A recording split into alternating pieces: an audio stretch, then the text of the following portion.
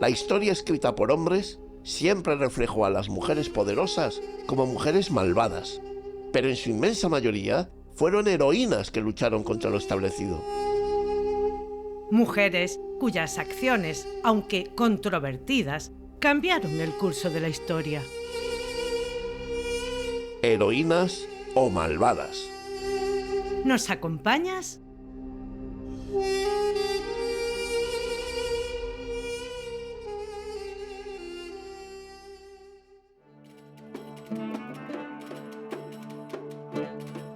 Artemisia I de Caria.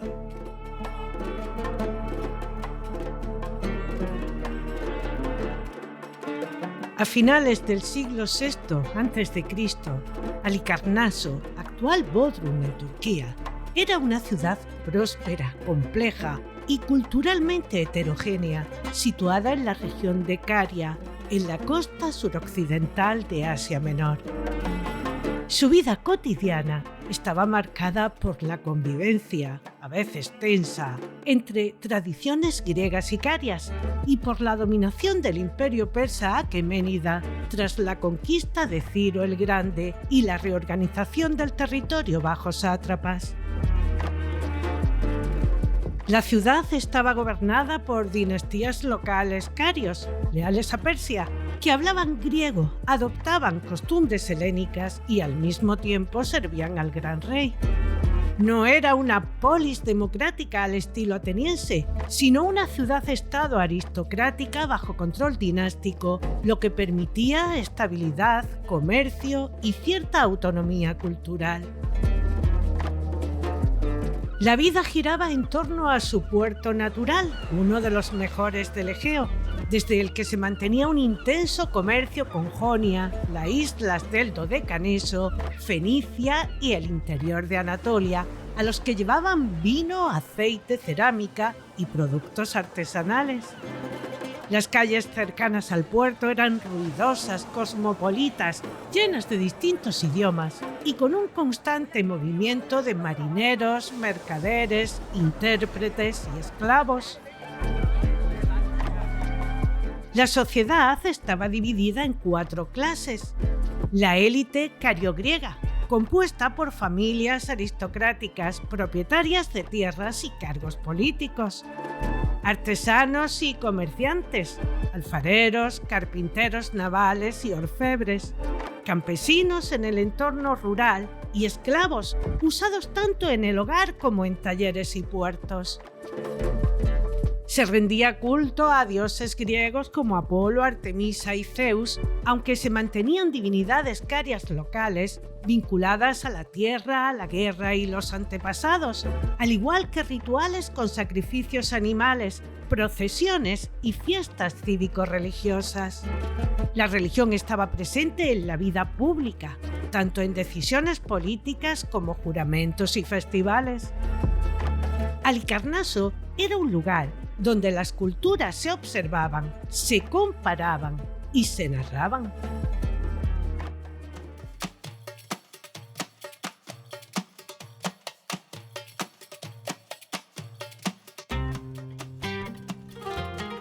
A finales de siglo no se sabe una fecha exacta. Vendría al mundo Artemisia, hija de Lirgamis I, gobernante de Halikarnaso, y de madre cretense cuyo nombre no se ha conservado. Posiblemente recibió una educación política básica, lectura, escritura, administración y estrategias militares rudimentarias que eran comunes para la élite gobernante de Caria. Para el 480 ya había contraído matrimonio, probablemente con un noble o gobernante local, y fruto de este nacería su hijo Pisindelis. A la muerte de su marido, este aún no podía gobernar. Según la costumbre dinástica, alguien debía ejercer el poder hasta que el heredero alcanzara la mayoría de edad. A diferencia de muchas polis griegas, Caria no imponía la exclusión política femenina, valorando más la eficacia y la lealtad que el género. Con el beneplácito de Persia, ella sería la regente de Halicarnaso y de islas cercanas como Kos, Nisiros y Calimnos, ejerciendo tanto el poder político como el militar. Podía reclutar tropas, organizar la flota y tomar decisiones de gobierno, siempre bajo la autoridad persa, que permitía cierta autonomía a los gobernantes locales siempre que pagaran tributos y mantuvieran la lealtad al gran rey. También es probable que administrara impuestos y tributos para enviar recursos al imperio, supervisara asuntos civiles y judiciales, mantuviera la seguridad de la región manteniendo sus rutas comerciales y el puerto estratégico del Egeo, y actuara como mediadora de los intereses locales aprovechando su identidad griega y persa. No fue solo madre del heredero, sino una líder natural reconocida en ese momento. Según Heródoto, tenía experiencia política y naval, poseía autoridad sobre las élites locales y destacaba por su inteligencia estratégica.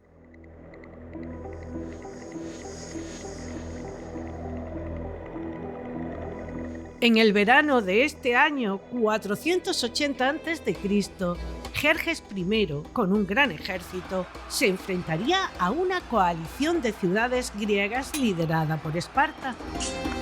Los griegos frenarían su avance en el paso estrecho de las Termópilas, ideal para neutralizar su superioridad. Al mismo tiempo, la flota griega los bloqueaba en Artemiso.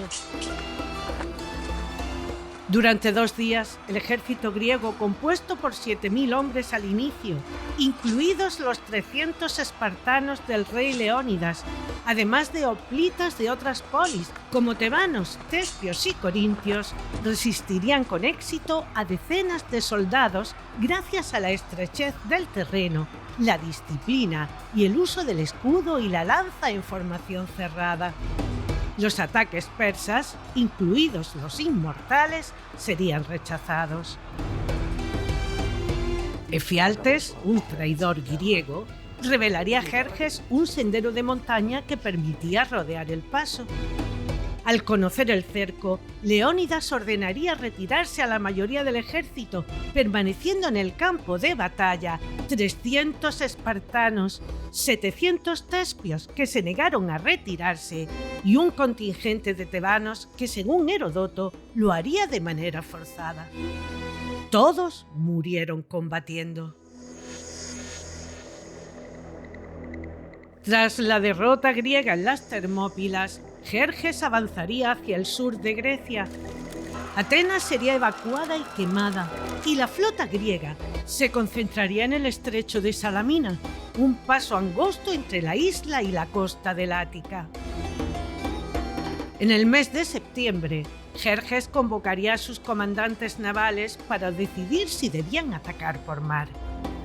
Artemisia sería la única comandante que se opondría, aconsejando no combatir en Salamina, sino esperar y usar la superioridad terrestre y evitar el combate en un estrecho donde la flota persa perdería ventaja.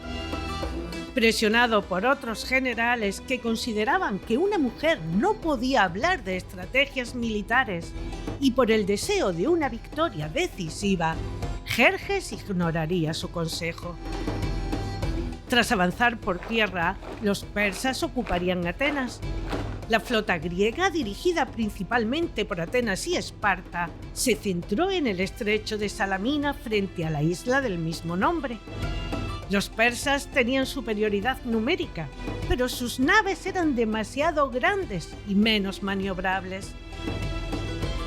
Unas 370 trirremes griegas con marinos experimentados se enfrentarían a entre 600 y 800 naves procedentes de distintos pueblos del imperio: fenicios, egipcios, jonios, carios.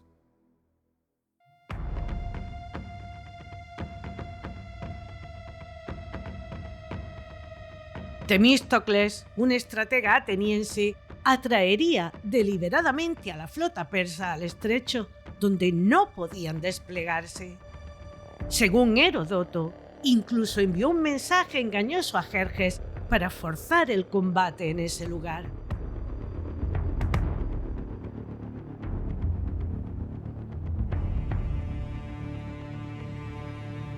Al amanecer, la flota persa entró en el estrecho en formación desordenada. Artemisia comandaría 5 naves de guerra de Halicarnaso, combatiendo en primera línea, consciente de que aquel paso era realmente una trampa. Jerjes observaba la batalla desde un trono en la costa. Las trirremes griegas atacarían en bloque, produciéndose choques frontales, abordajes y roturas de remos. El caos se extendió rápidamente entre los persas, que, como ya habría advertido Artemisia, no podían maniobrar. Atrapadas unas con otras, chocaban, se estorbaban y se rompían antes de tocar al enemigo. Durante el combate, una nave seguiría de cerca a la de Artemisia, que, consciente de que no podía escapar, tomaría una decisión extrema: embestir y hundir una nave aliada. Al ver esto, el capitán griego pensó que sería una de su bando, una griega o una desertora, poniendo fin a la persecución. Salvaría su nave y su tripulación mediante un engaño táctico: actuar dentro del caos para sobrevivir y seguir combatiendo. Desde la costa, Jerjes creería que Artemisia habría hundido una nave griega. Según Heródoto, estas serían sus palabras: Mis hombres se han comportado como mujeres, y mis mujeres como hombres. Gran parte de la flota persa sería destruida y el resto dispersada. Tras la derrota, Artemisia volvería a aconsejar a Jerjes que regresase a Asia, dejando a su general Mardonio continuar con la guerra. Esta vez sí le haría caso, confiándole la custodia de sus hijos ilegítimos, enviándolos con ella a Éfeso durante su retirada. Artemisia sobrevivió a Salamina, no como vencedora ni vencida, sino como consejera escuchada y aliada respetada.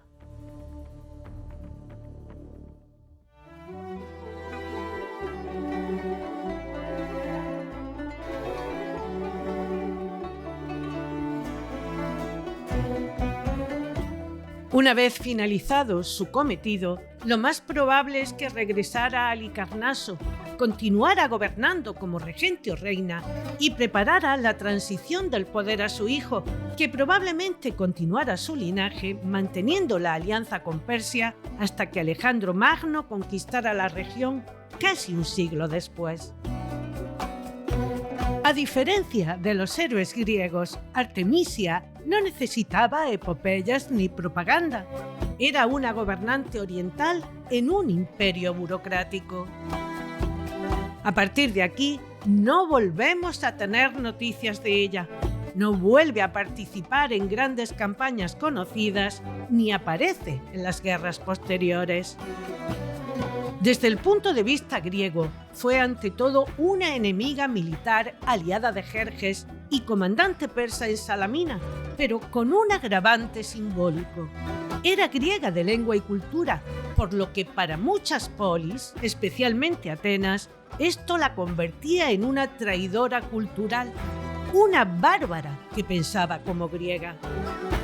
En el imaginario griego, bárbaro estaba asociado a exceso, servilismo y desmesura, pero ella rompe este estereotipo.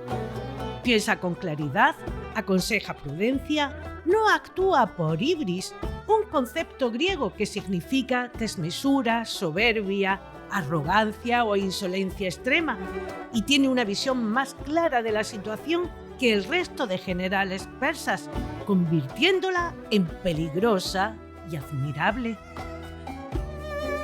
Para la mentalidad griega clásica, la mujer debía permanecer en el oikos, el espacio doméstico.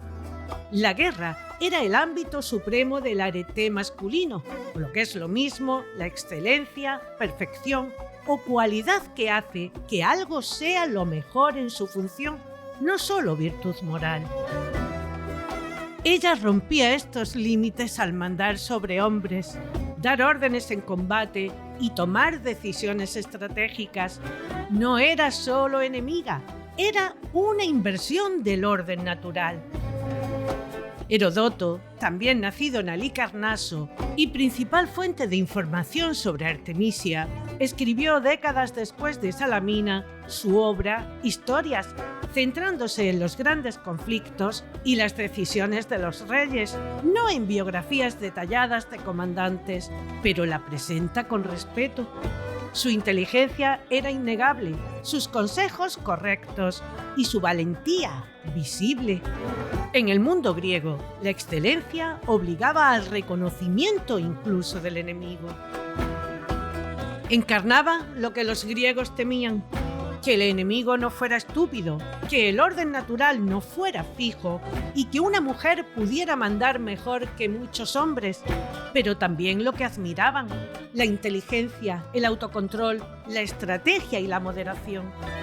En resumen, Artemisia fue una enemiga peligrosa, una griega que eligió al persa, una mujer fuera de lugar, una estratega respetable y una anomalía que no podían ignorar.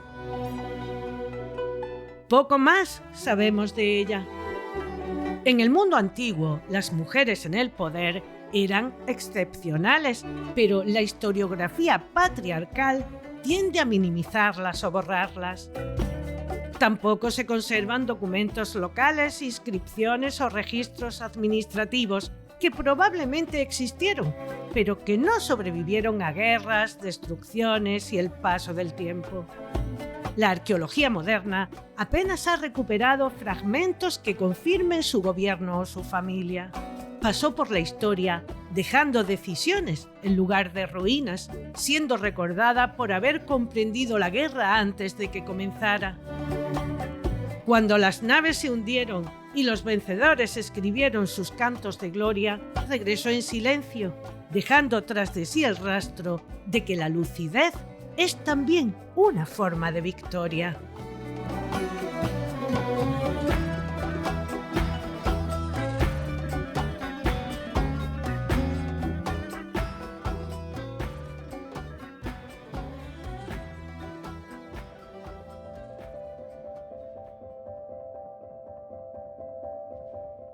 Bienvenido o bienvenida a Heroínas o Malvadas. Bueno, Artemisia I de Caria. Menudo personaje. Yo creo que es una de las figuras, es curioso, una de las figuras más modernas del mundo antiguo. Es realista, fría cuando hace falta, valiente sin disimulo y sobre todo políticamente lúcida. No es una heroína romántica, no es una villana exótica, es realmente una gobernante de verdad, de las que mandaron de verdad, como manda en este Heroínas o Malvadas nuestra querida Toñi Martínez. Bienvenida. Muy buenas, muy buenas. Espero que todo el mundo ande perfectísimamente bien en este extraño año que hemos comenzado, en el que todo anda así como un poco dándose la vuelta de todo aquello que entendíamos como orden mundial y que de pronto pues se está convirtiendo en un auténtico desorden mundial. Bueno, a mí me tiene en cierto modo algo preocupada esta situación porque me recuerda a viejos tiempos. Por ahí me vienen olores de tiempos pasados que, bueno, hay quienes dicen que la historia nunca se repite, hay quien dice todo lo contrario, que el ser humano tiende a repetir sus pasajes históricos, pero lo que sí es verdad es que o estos sujetos, por llamarle de una manera educada, o no han leído nada o se lo han leído todo y se lo han aprendido de memoria,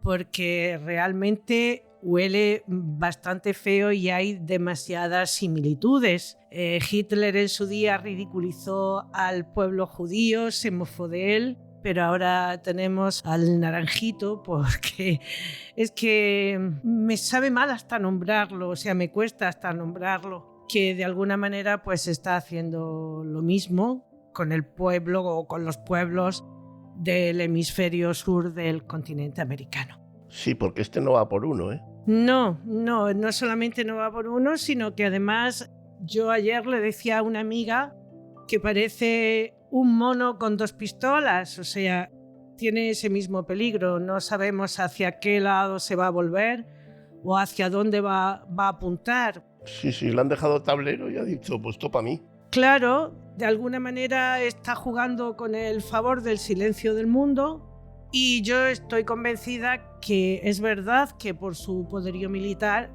quienes únicamente realmente pueden pararlo son sus propios ciudadanos, son realmente los habitantes estadounidenses, que es curioso que no se tengan muchas noticias de lo que pasa por allí, pero sí que apuntan a que hay disturbios, a que incluso congresistas de su bando pues ya están diciendo que qué es lo que está haciendo el majareta este. Yo no creo que sea ningún majara, ¿eh? No. Yo creo que aquí está todo estudiado, diseñado y visto. Pero bueno, a pesar de todos estos vaivenes que la vida nos da, espero y deseo que tanto tú que nos escuchas como tú, Iñaki, pues estéis bien. Al final, bueno, hay que ir dejando ver cómo va viniendo cada día y dependiendo de eso, pues así iremos moviendo la cintura para un lado o para otro. Como nos dejen. No tenemos otra, la verdad. No tenemos otra. Bueno, y hoy estamos con una mujer que hay que decir que la hemos escogido por varias razones, pero la primera de ellas, o por lo menos para mí, fue el desconocimiento que hay acerca de su existencia. De qué hizo o qué fue, no. Es que la inmensa mayoría de la gente no sabemos ni siquiera que esta mujer existió. Estamos de acuerdo que nos estamos remontando muy atrás en el tiempo. Sí.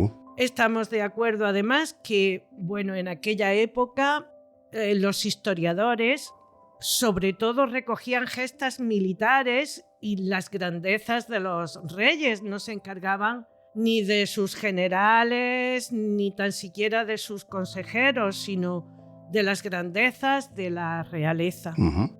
Y además, en este caso, pues sumamos un ítem más, que es el hecho de que estamos hablando de una mujer que además hace cosas que no son propias de las mujeres de su tiempo y que quizá esto fue lo que más descolocó a los griegos, porque para ellos la mujer era inconcebible que se moviese en estos campos. La mujer estaba destinada al hogar, al oikos, su papel era total y absolutamente doméstico y el resto estaba destinado a los hombres. Pero ¿por qué aparece Artemisia en esta escena? Bueno, pues como acabamos de escuchar en el relato histórico, Artemisia es hija de uno de los sátrapas que en ese momento gobiernan.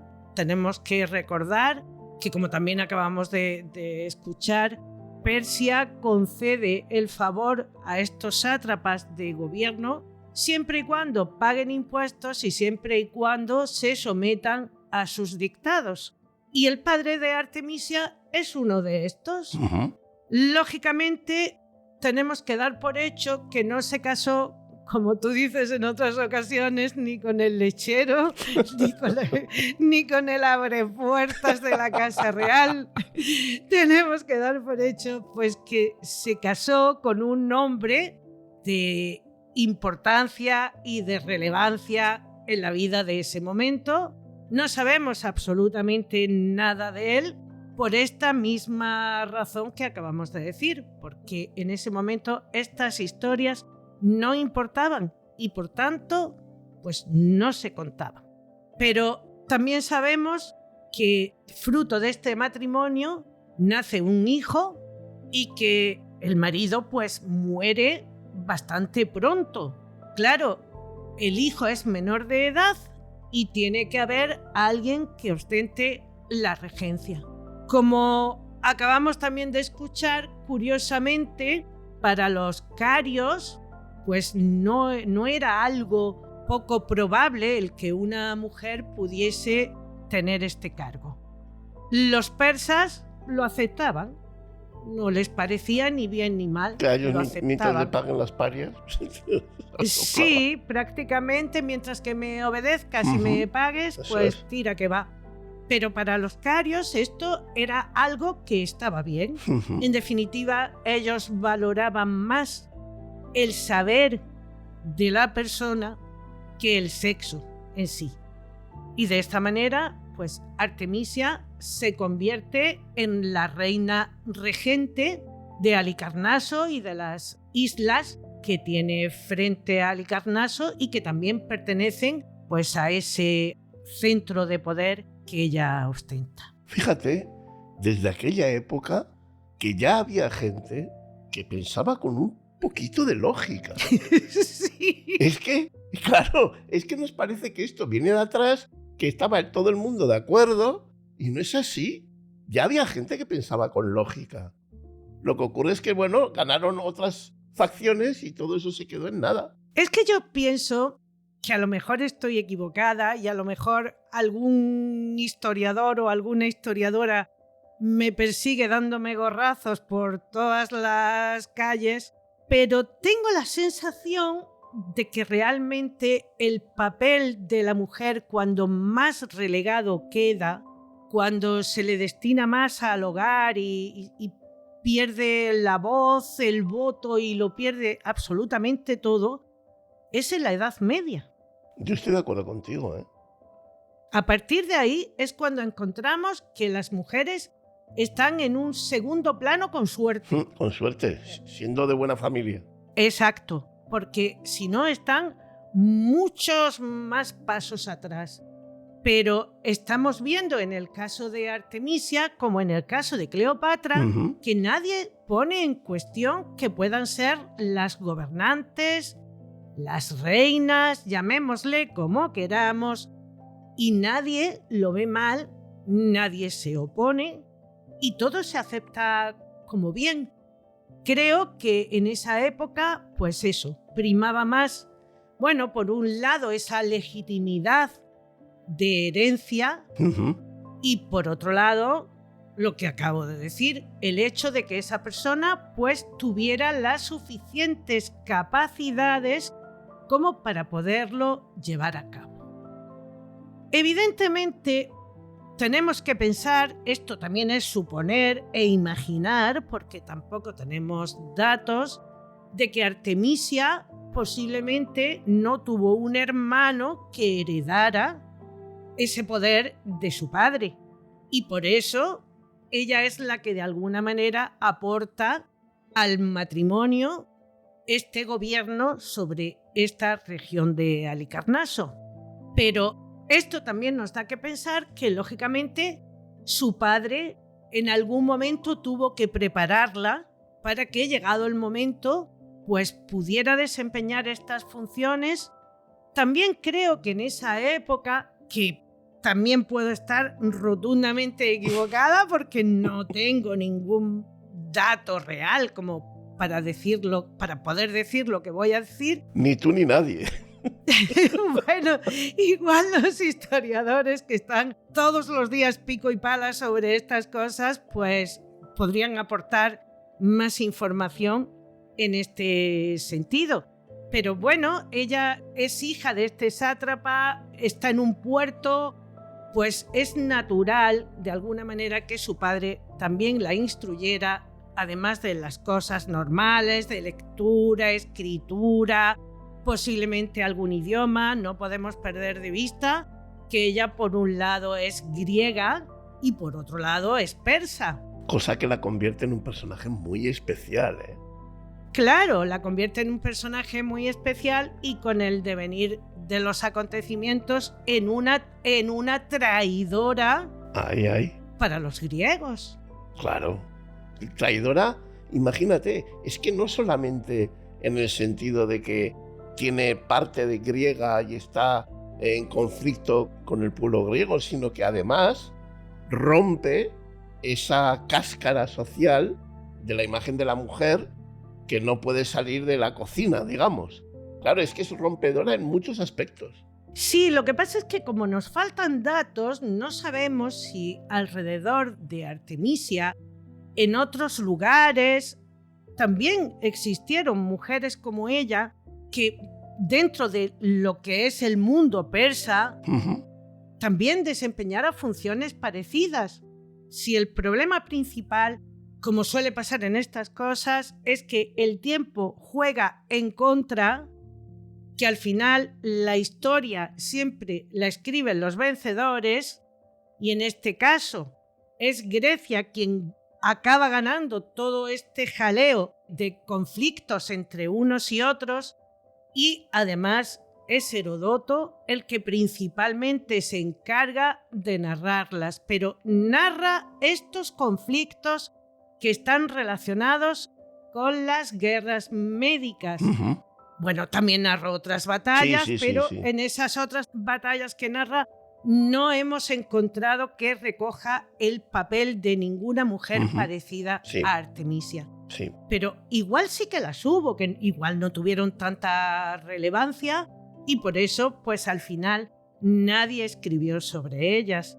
No podemos olvidar que si posiblemente no fuese por el hecho de que ella fue la única que se opuso a que se entrara en batalla naval con Grecia, la batalla naval de Salamina, posiblemente tampoco sabríamos de ella.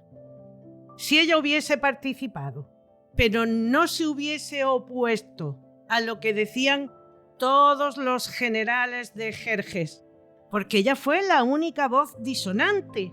Total. No cualquiera se atreve a decir por aquí vamos mal, dando la contra a todos, encima a todos los hombres. Claro, por eso es por lo que yo pienso que en su niñez y juventud, su padre de alguna manera también la instruye en estos temas relacionados con el mar.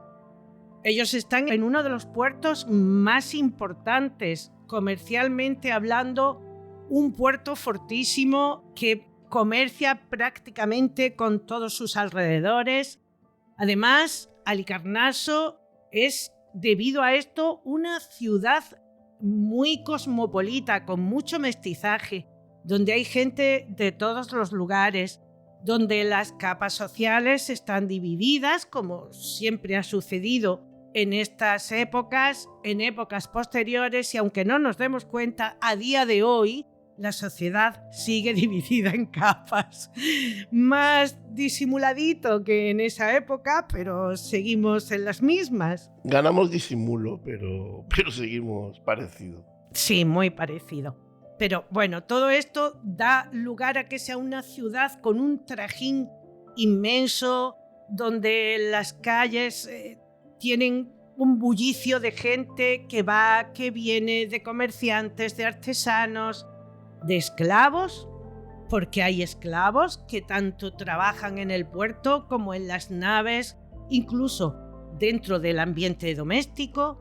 Todo esto es lo que a mí me da que pensar que su padre de alguna manera también la instruyó en temas relacionados con el mar. Sin duda alguna. Que en algún momento, claro, y que en algún momento, pues esta geografía marítima, ella la conocía a través de lo que su padre le había contado o le había mostrado. Y ella parte, pues, de la base en contra de absolutamente todos los que están al servicio de Jerjes I, de que Salamina es una ratonera. Claro. Pero si no hubiera sido por este motivo, tampoco a día de hoy sabríamos de su existencia, porque en ese caso Heródoto no la hubiera mencionado por ningún sitio. Sí, por eso yo en todo esto, a diferencia de otras personas que han ido retratando la historia, sobre todo desde la parte enemiga, yo veo como cierta admiración. Es decir, la ponen pues malísima y traidora y todo lo que tú quieras, pero hay ciertos puntos en su vida que cuando Heródoto habla, lo hace como como si admirara, en cierto modo, admirara igual o la inteligencia o la coherencia de pensamiento, etcétera, de Artemisia. Porque se atreve a ponerse enfrente de su rey, porque se atreve a ponerse enfrente de todos los generales, porque recordemos que estando al mando de 5 naves, es capaz de convertir una mala situación en una situación que le rinde mucho a ella. Es un personaje de los buenos, de los que a mí me gustan. Sí, evidentemente Heródoto habla de ella con respeto porque para los griegos, dentro de su filosofía, había una cosa que era por encima de todo respetable. Sí, esa es la palabra. Más que la admiración, el respeto. Para ellos, de conciencia, se sentían obligados a respetar y de alguna manera, e incluso admirar a personas que mostraban este arrojo, este carácter, esta fortaleza. Y aunque Artemisia fue una enemiga para los griegos, no por eso dejaron de tenerle la consideración que hubieran tenido posiblemente a otro gran guerrero, aunque hubiera sido un hombre. Claro. De ese respeto gozó. Cosa que, dicho sea de paso, pues deja en muy buen lugar a los griegos de la época, Sí. que ya apuntaban buenas maneras, respetando a sus enemigos y concediéndoles el favor que realmente se habían ganado por sus actos. Artemisia, como estamos viendo, es una mujer que está capacitada, que además es respetada por su pueblo la ha aceptado como la gobernadora, aunque sea en un estatus de regencia, pero no deja de ser la gobernadora. Es la que manda realmente. No es que la dejen mandar, es que manda. Claro, pero además, como decía, manda con el consentimiento, con el beneplácito del pueblo al que está mandando. Total. Ella no tiene ningún conflicto interno. Cuando se producen las guerras médicas, en la primera guerra médica en particular, es cuando se produce la invasión persa de Grecia. Los griegos incluso llegan a asaltar a Atenas, que previamente ha sido desalojada e incluso quemada. Es que fíjate, en ese punto, Persia tenía dominada a Grecia en tierra. La tierra les era favorable. Lo que quedaba era dominarlos en el mar. Bueno, yo creo que lo que pretendían era acorralar. Los persas pretendían acorralar a los griegos. Eso es lo que decía Artemisia. En la batalla de las Termópilas, bueno, pues ya sabemos cómo acabó aquello. Además, muchas películas se han hecho eco de esta famosa batalla, donde los 300 espartanos resistieron de una manera heroica, quizás se quede corto para definirlo. Y claro, el siguiente paso es terminar de acorralar a los griegos para de esa manera terminar sometiéndolos de todas. Y ahí es donde se plantea el atacar por tierra, pero también a través del mar. Claro, los griegos, que no son tontos, pues son los que, con conocimiento de cuál es la geografía en la que se están moviendo, saben que en esa zona, pues ellos lo tienen mucho más fácil. Sus trirremes son muchísimo más ligeros, tienen muchísima más capacidad de maniobra, porque, ojo, los griegos saben que están en minoría de fuerzas con respecto a los persas. Claro. Los persas tienen muchísimas más naves, porque no solo están ellos, sino todos los pueblos que en ese momento están bajo dominio persa. Es que en aquel momento Persia era la gran potencia mundial. Claro, Persia era el gran imperio de la zona, claro que sí. Y Jerjes, un rey muy poderoso. Mucho. Muy poderoso. Claro, los griegos son conscientes de que llevándolos a las costas de Salamina, pues los van a encerrar y ahí ellos van a poder tener mayor capacidad de respuesta. Y esto también lo sabía Artemisia. Claro. Y es por eso por lo que ella le dice a Jerjes que no es buena idea. Que no es buena idea atacar por ahí, que hay que seguir atacando por tierra y esperar a ver cómo se van desarrollando las cosas. Pero que esto no es una buena idea. Es que, fíjate, primero ya la tienen en el paso de las Termópilas. Los llevan a un sitio estrecho en el que tener miles y miles y miles de hombres pues es una ventaja mínima porque tienen que venir limitados.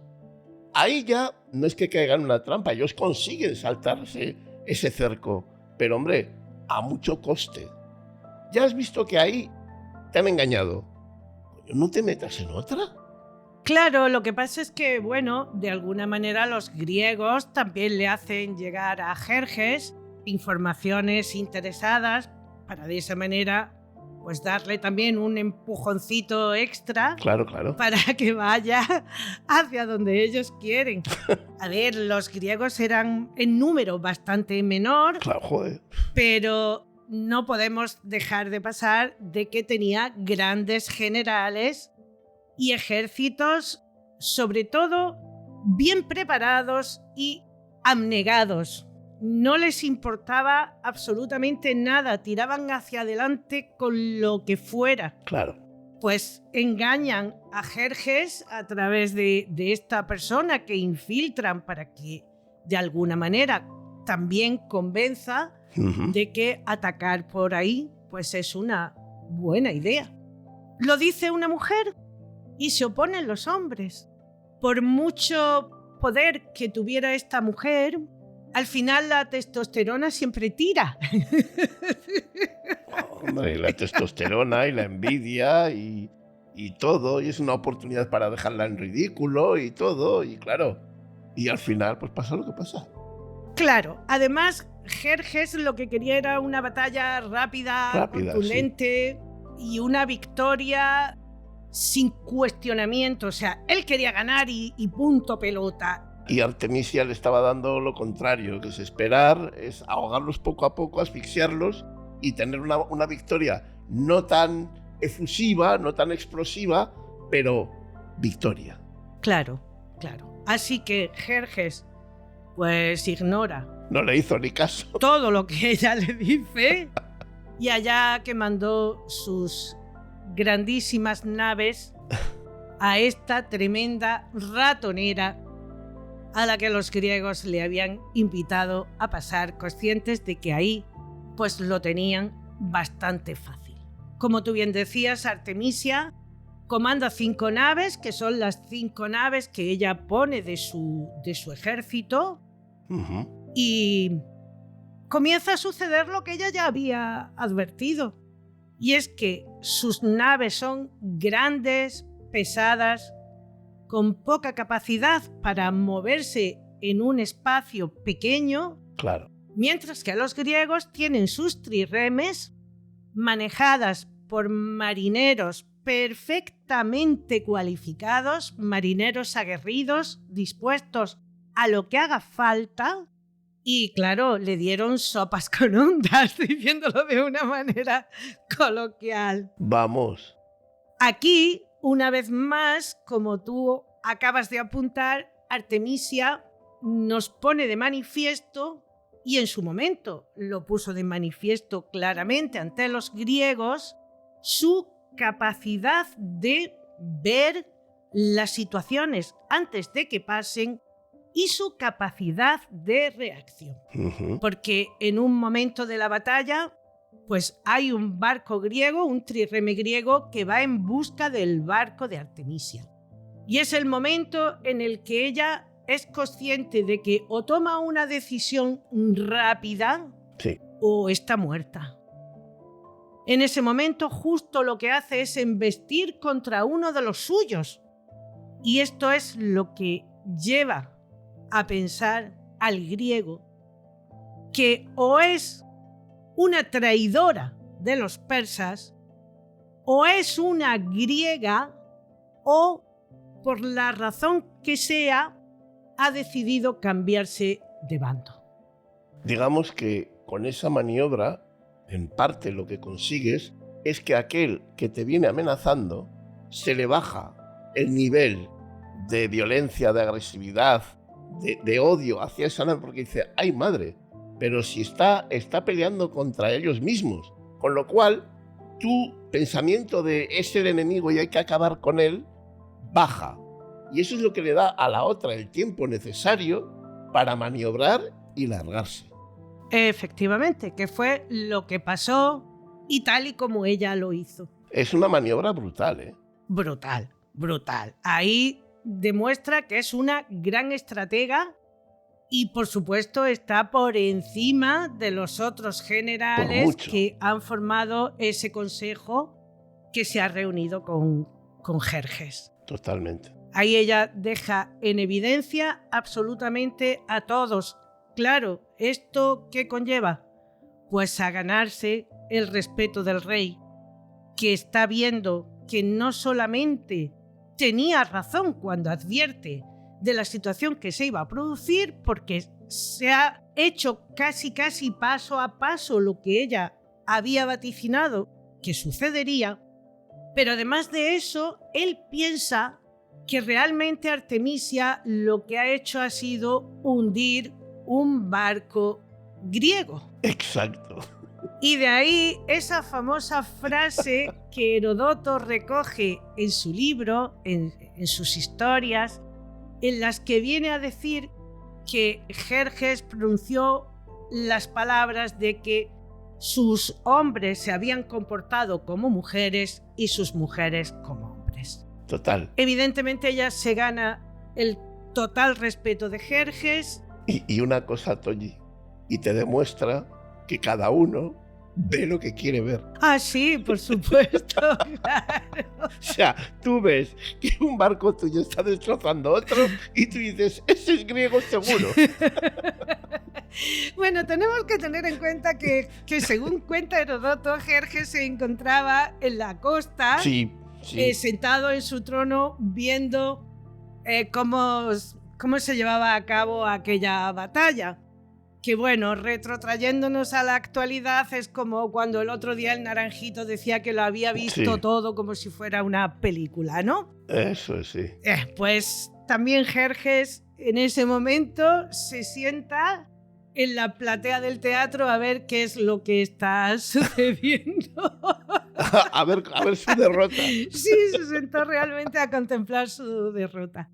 Bueno, pues cuando Artemisa consigue salir de todo aquello, vuelve a aconsejar a Jerjes y le dice que se retire él también, que deje a su general en tierra, que continúe con la batalla y que él se retire. Ahí es donde también sabemos por Heródoto que le confió a sus hijos ilegítimos. Seguramente sus hijos legítimos no participaron en la batalla porque eran los que estaban destinados a continuar con este imperio de su padre. Sí. Pero, por lo visto, los hijos ilegítimos también fueron a combatir. Y es cuando Jerjes le dice a Artemisia que se los lleve y los ponga a buen recaudo. A partir de aquí ya Heródoto no nos cuenta absolutamente más nada de ella. Desaparece.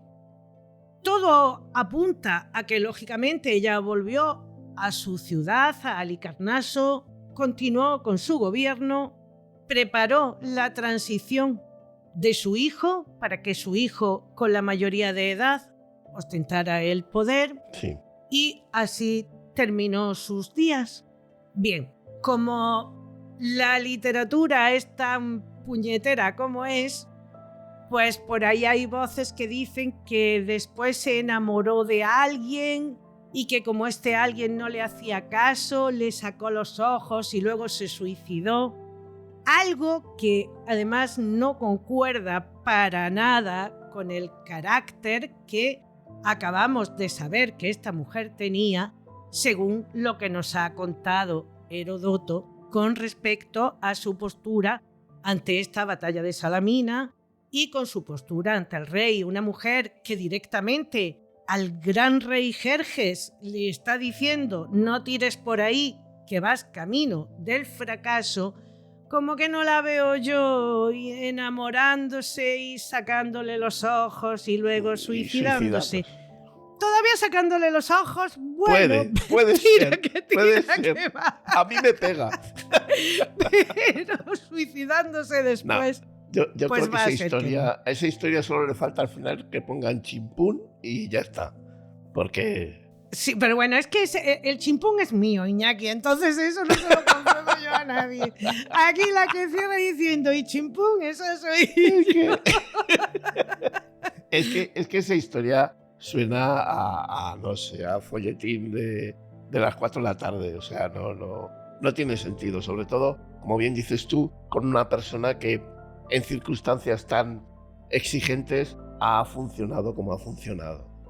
No acabas haciendo eso. No, para nada. Pero bueno, también estamos acostumbrados a que a lo largo de la historia a las mujeres fuertes, valientes, poderosas, pues se les ha terminado ninguneando o minimizando de las maneras más grotescas, porque... En cada episodio.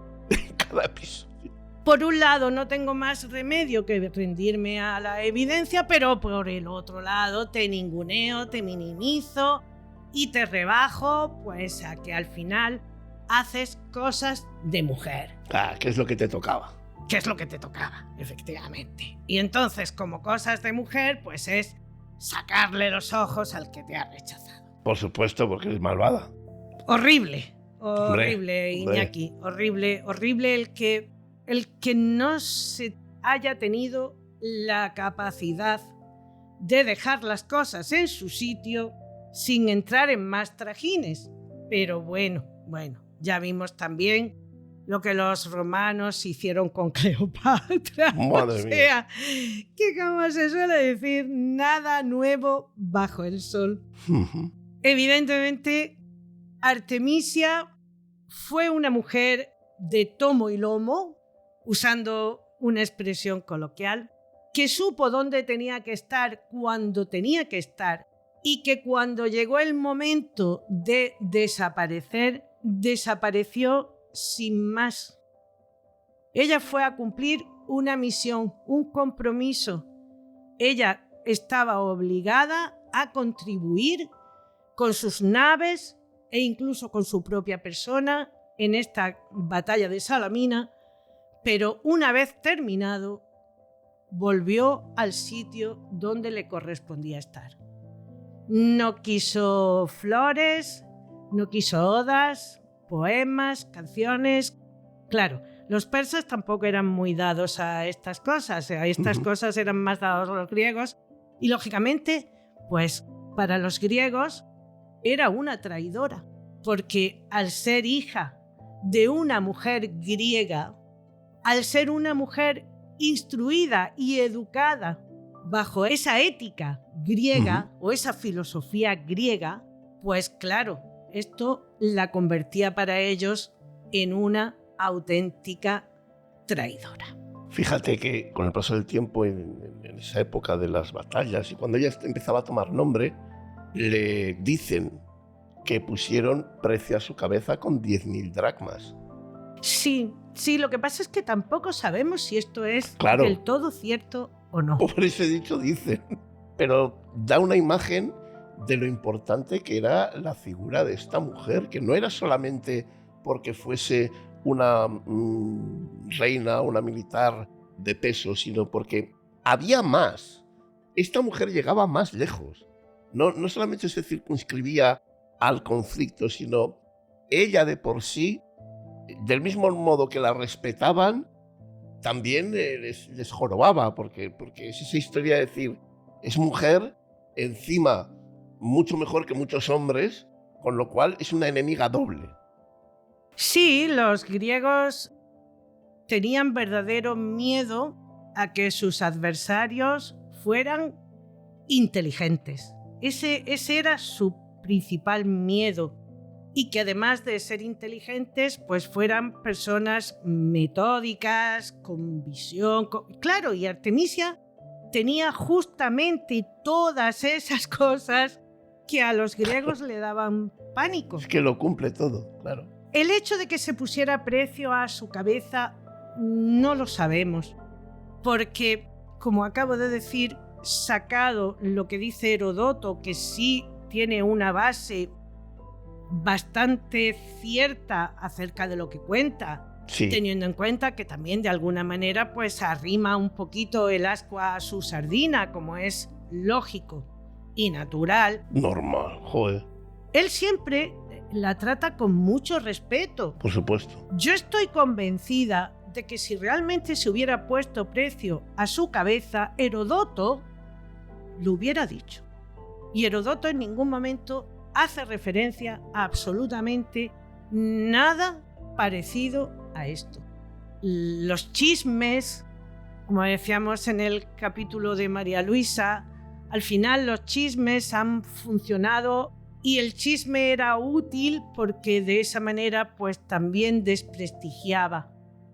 Una vez que los griegos han conseguido que Jerjes no los invada, pues hay que hacer leña del árbol caído. Y para hacer leña del árbol caído, pues nada mejor que coger a esos sujetos que tuvieron cierta relevancia, hombres, mujeres, da igual, y sacarles de su contexto, ridiculizarlos y toda esta serie de cosas. No tenemos mucho más de Artemisia, como estamos diciendo, pues porque además de que no se recogían historias de personas individuales en aquella época que no fueran eso, pues reyes, reinas, tenemos que tener en cuenta también pues las guerras, la destrucción, todo lo que ha ido sucediendo. Estamos hablando de que la batalla de Salamina, estamos en el 490 a.C., que no es ni ayer ni antes de ayer. Sí. Además, en un territorio en el que se ha movido mucha guerra, mucha invasión, y donde además estamos en tiempos en que el que llegaba, el nuevo conquistador, destruía absolutamente todo lo que había construido el anterior. Siempre. Porque partían de la base de que borrando esto destruían su historia o eliminaban su historia. Así que no tenemos nada, los arqueólogos no han encontrado nada.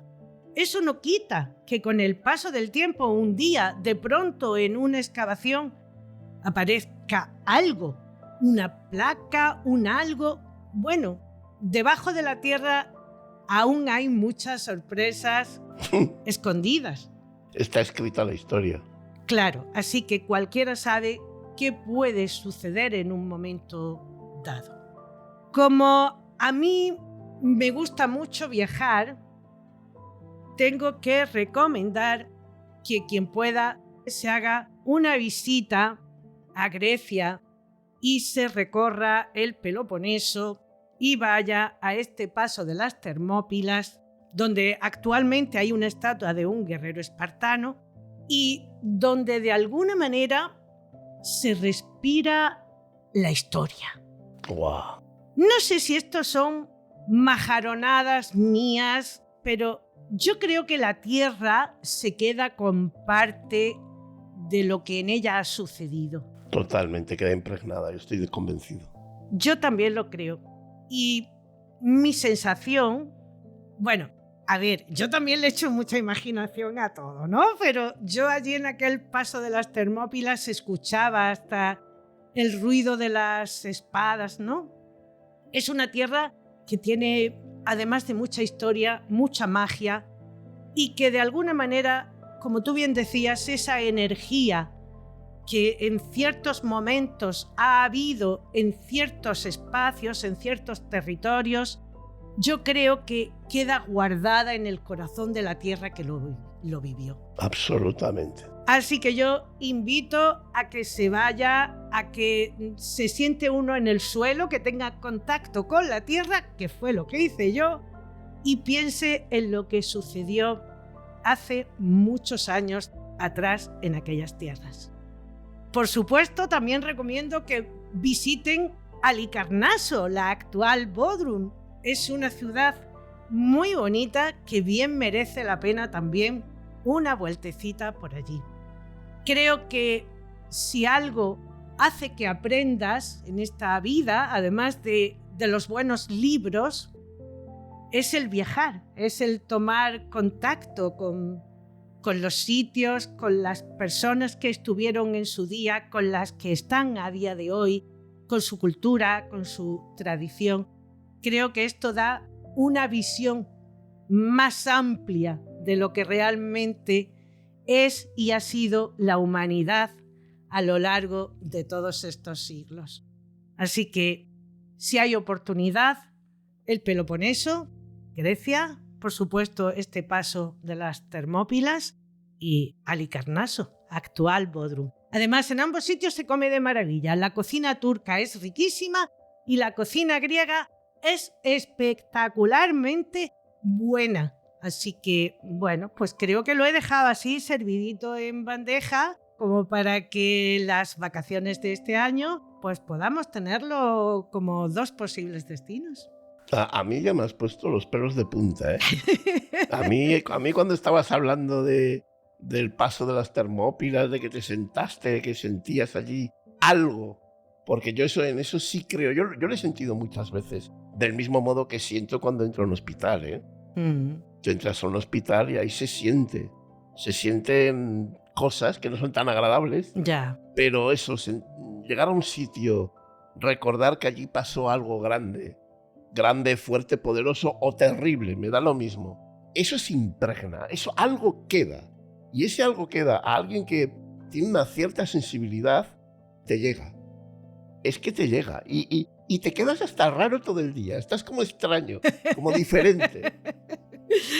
A mí me resultó un viaje muy agradable porque, claro, ya pues no solamente visitas esto, sino que en esa ruta que se puede hacer vas a sitios que también siguen guardando una memoria histórica estremecedora y merece mucho la pena, sinceramente. Es que viajar es maravilloso. Sí. Y tendríamos que viajar mucho más.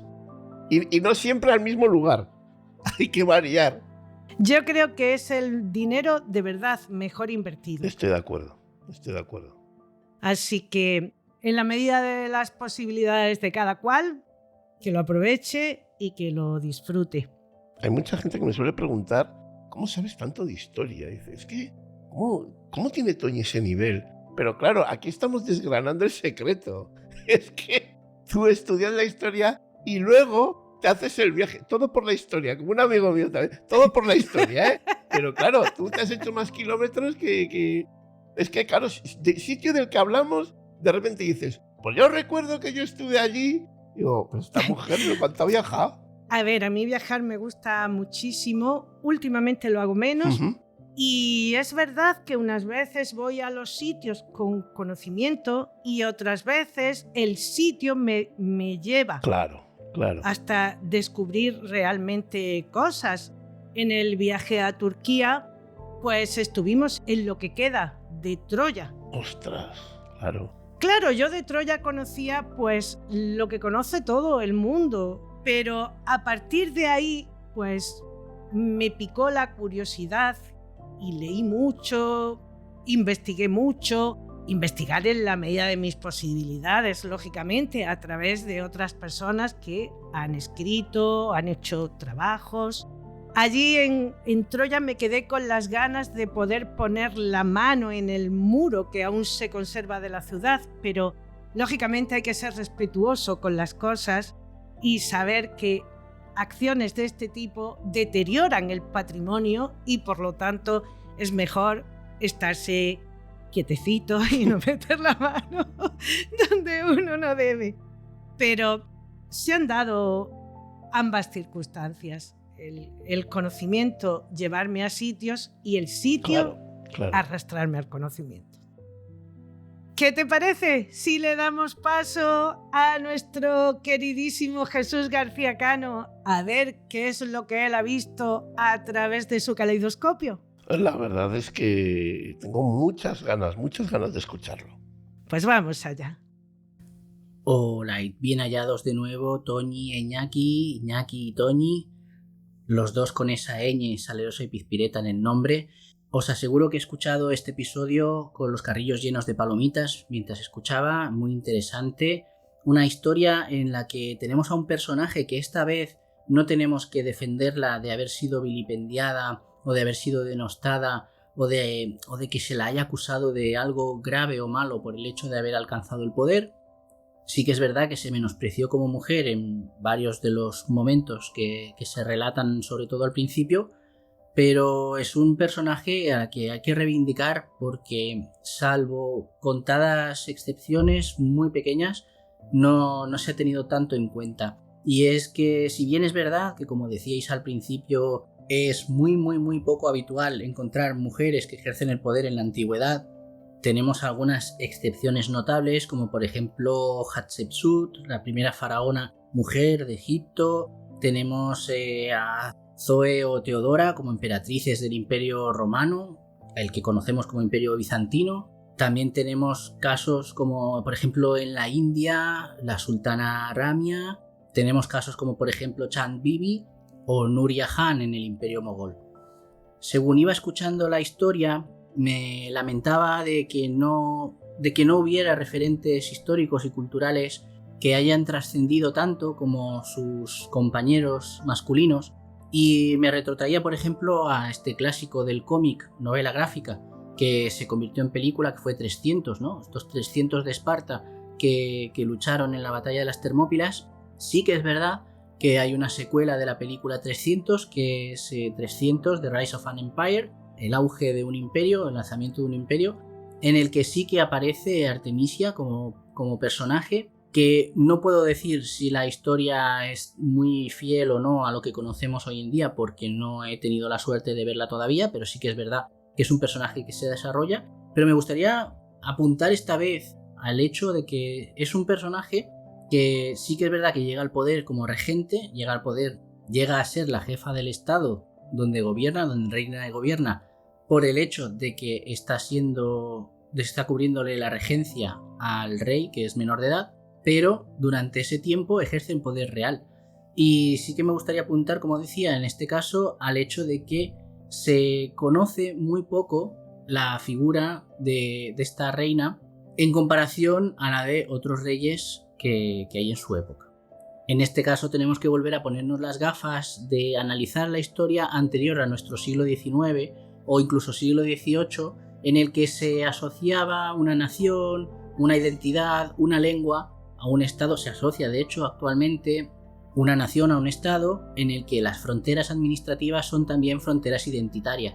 Pero aquí estamos ante un caso en el que, estando dentro, siendo parte del imperio persa, había muchas polis, muchos estados, muchas regiones que mantenían una identidad o que mantenían unas costumbres o unos usos propios de otras tierras, como por ejemplo en este caso Artemisia, que era hablante de griego y que era de nacionalidad, digamos, ¿no? Hoy llamaríamos nacionalidad, de etnia, de origen, como queramos conocerlo, aunque todos estos son términos imprecisos, griegos.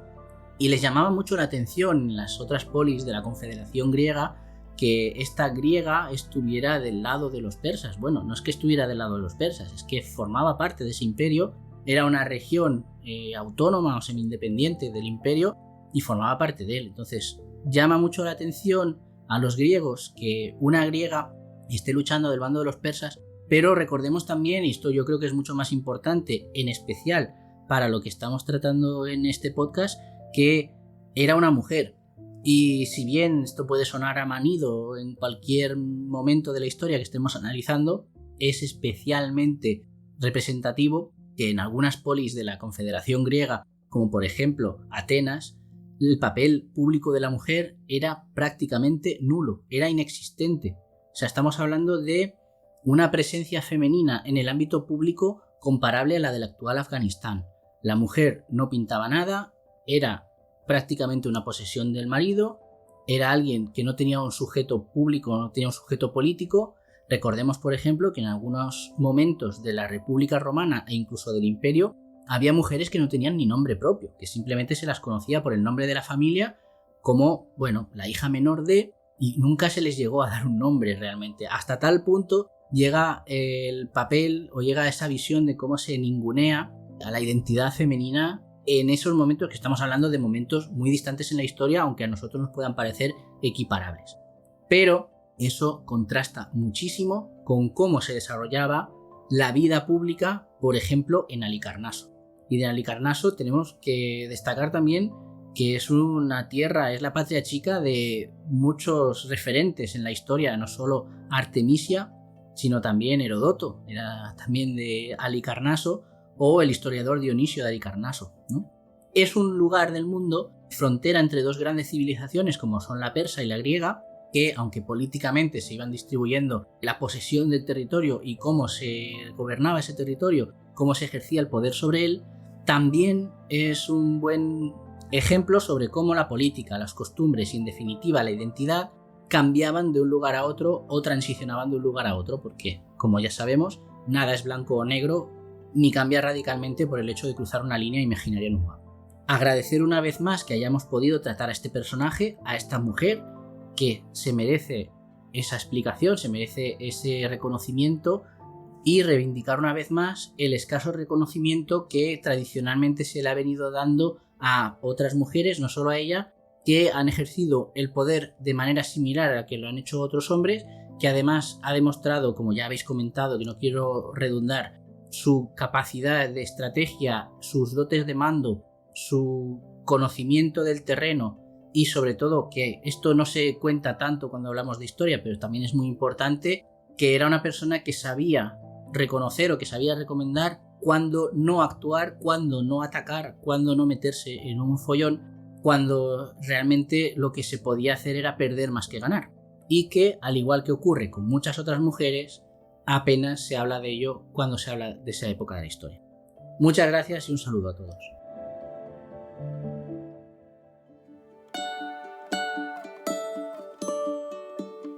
Pues hasta aquí hemos llegado un día más. Dar las gracias, eso sí, a Víctor Gabriel, que una vez más nos ha vuelto a prestar su voz, en esta ocasión para ser Jerjes I. Hombre, oye, ¿qué nivel? Le hemos subido de categoría. Claro, es que, cuidado, que de aquí para arriba le queda poco. Víctor no necesita mucho. Recomiendo muy mucho entrar en su podcast, El Diario de Argifonte. Absolutamente, a mí, yo soy un fan de Víctor Gabriel y sus podcasts, un fan absoluto.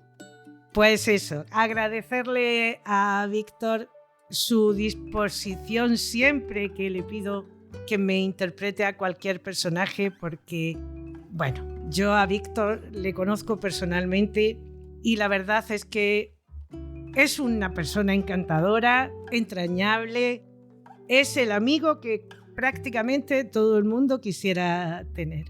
Totalmente.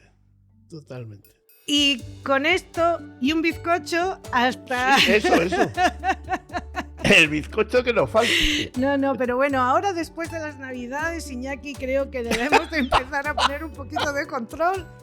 Que yo no sé tú, pero yo me he comido 4 panetones y un roscón de Reyes. Y esto... ¡Ostras! Y esto no puede ser.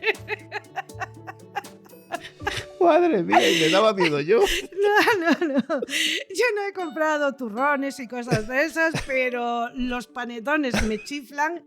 Y además han sido todos de estos artesanales, hechos en panadería, riquísimos, deliciosos, pero que se me han ido a colocar aquí así en los laditos.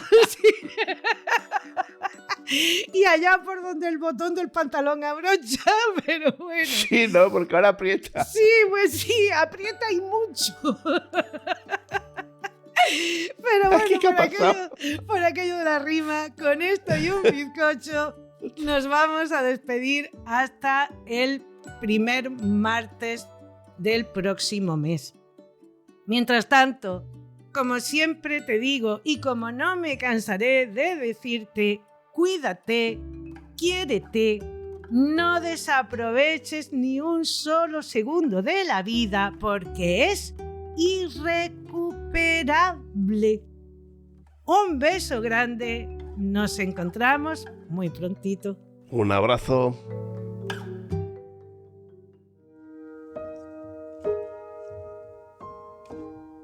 Hoy en día solo valoramos el dinero, la fama, el poder mediático, el poder en general.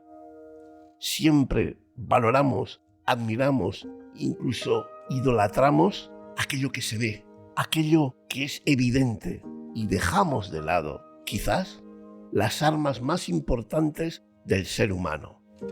Hay una idea que se repite como un eco incómodo en casi todos los casos que hemos trabajado en Heroínas o Malvadas. Una idea que atraviesa siglos, reinos, imperios, religiones y sistemas políticos. Una idea que incomoda porque desmonta muchos de los relatos que nos han contado. Todas esas mujeres, vilipendiadas, manipuladas, borradas, incluso caricaturizadas, llegaron arriba. Y no llegaron arriba solo por haber nacido en una familia rica o poderosa. Esa es la trampa del relato fácil.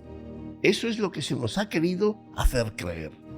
Llegaron arriba porque estaban formadas, porque pensaban, porque leían el mundo con una profundidad que los hombres de su entorno no supieron o no quisieron aceptar.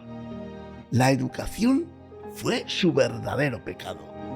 Porque cuando una mujer sabe leer más allá de las palabras, cuando entiende la política, la psicología, la estrategia, incluso la diplomacia, cuando domina el lenguaje, la retórica, el símbolo, el gesto, cuando ha sido entrenada para analizar, para anticipar, para comprender al otro, entonces deja de ser manejable. Y eso, históricamente, siempre ha sido intolerable, siempre ha sido un pecado. Nos han dicho que fue el dinero, que fue el apellido, incluso que fue la cuna. Mentira. El dinero solo abrió una puerta. La educación les enseñó cómo cruzarla sin arrodillarse. Porque el dinero sin cultura crea herederos vacíos. Pero la cultura sin miedo crea seres humanos peligrosamente libres. Estas mujeres no eran peligrosas por su belleza. No lo eran por su ambición o por su poder. Eran peligrosas porque sabían pensar en un mundo diseñado para que no pensaran. Y ahí está el núcleo de todo. Siempre que una mujer educada ha entrado en el juego del poder, el sistema ha reaccionado de la misma manera. Primero, la desacreditación. Después, la burla, la difamación moral. Y finalmente, el castigo histórico. ¿Por qué? Porque la educación no solo da conocimiento, da criterio, da autonomía interna, da una voz que no necesita permiso. Y eso es devastador para cualquier estructura basada en la obediencia. Fíjate bien, cuando analizamos sus biografías con honestidad, vemos un patrón claro. Siempre se repite. No siempre eran las más ricas, ni siquiera eran las más fuertes, o incluso no siempre tenían ejércitos.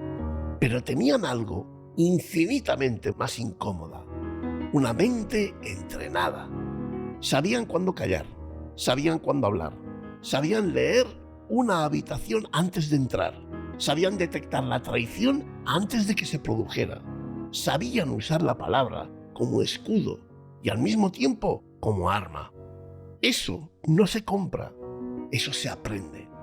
Y sin embargo, no sé por qué, hoy seguimos cometiendo el mismo error histórico. Seguimos idolatrando el dinero, seguimos rindiéndonos ante la fama, seguimos confundiendo poder con ruido y creyendo que el éxito es visible y cuantificable. Y seguimos despreciando lo invisible. Seguimos tratando la cultura como un lujo, incluso como un lujo tonto. El arte como un adorno. La educación como un mero trámite. El pensamiento, eso sí, como algo incómodo. Nos han convencido de que leer es perder el tiempo, de que reflexionar es inútil, de que el arte no da de comer, de que pensar demasiado es peligroso. Y curiosamente, tenían razón en una cosa: pensar es peligroso. Es peligroso para quien necesita súbditos, no ciudadanos. Es peligroso para quien vive del dogma. Es peligroso para quien necesita que no cuestiones. Por eso estas mujeres que tratamos en Heroínas o Malvadas, asustan tanto, porque podían estar rodeadas de hombres que las despreciaban y aún así eran superiores. No por arrogancia, por comprensión, porque la verdadera superioridad no es dominar al otro, sino no necesitar dominarlo. La educación les dio algo que ningún tribunal pudo quitarles: una identidad interna sólida, un eje, una dignidad que no dependía del aplauso.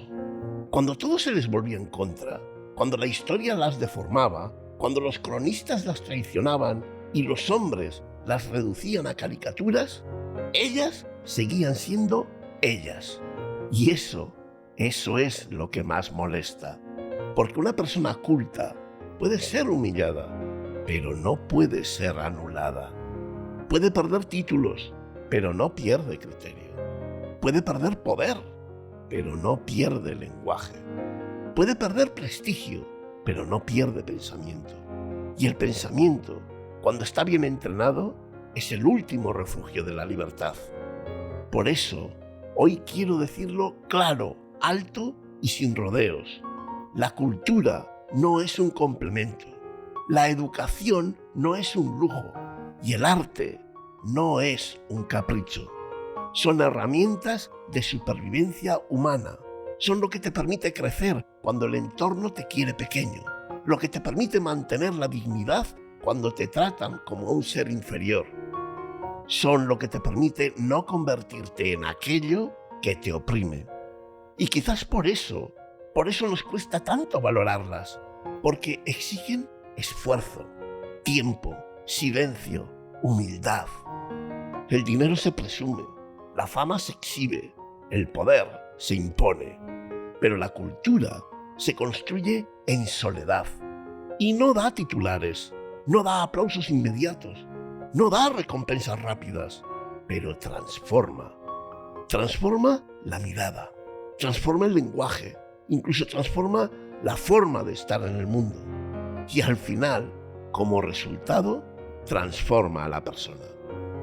Todas esas mujeres que hoy seguimos desenterrando día a día en cada capítulo del barro histórico, nos lo están diciendo una y otra vez, aunque no las escuchemos. No fue el oro lo que las hizo peligrosas, fue el conocimiento.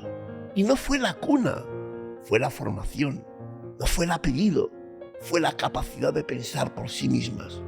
Y quizá ya va siendo hora de aprender la lección, de dejar de medir la valía humana por el éxito visible, de dejar de despreciar aquello que no cotiza, de volver a apostar por el arte, por la educación y por la cultura como lo que siempre han sido, el verdadero acto de resistencia frente a la mediocridad del poder.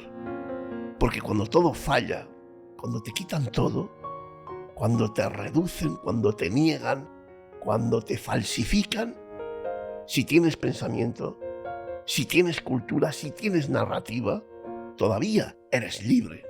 Y eso, históricamente, siempre ha sido lo más revolucionario.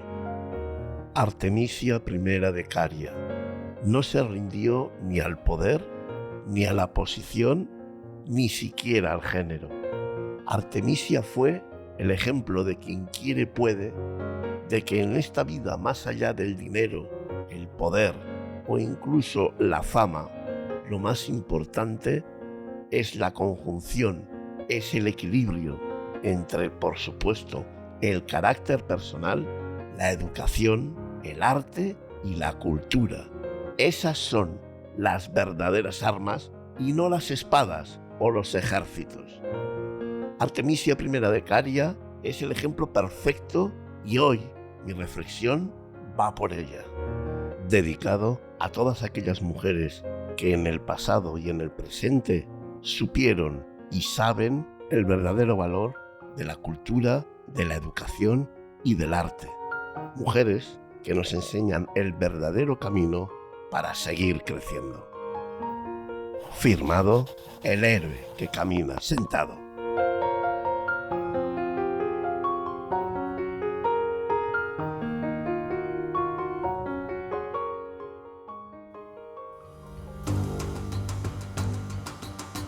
Has escuchado Heroínas o Malvadas, un podcast de Toñi Martínez, Iñaki Urdangarín Iraeta y la colaboración especial de Jesús García Cano, en el que el primer martes de cada mes analizaremos la figura de una mujer que dejó su huella en la historia. Si te ha gustado, no olvides darle a seguir y recomendarnos a tus amistades. Gracias por escucharnos.